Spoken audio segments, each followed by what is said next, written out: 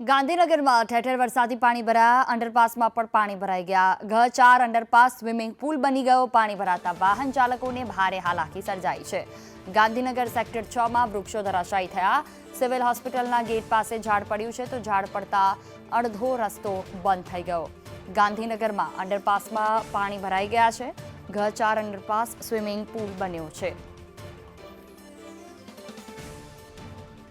ગાંધીનગરમાં ઠેર ઠેર વરસાદી પાણી ભરાયા। સંદેશ ન્યૂઝ પર એક્સક્લુઝિવ દ્રશ્યો। ઝાડ પડવાને કારણે રસ્તો પણ બંધ થઈ ગયો। વરસાદી પાણી ભરાવાને કારણે આ સ્થિતિ સર્જાઈ છે।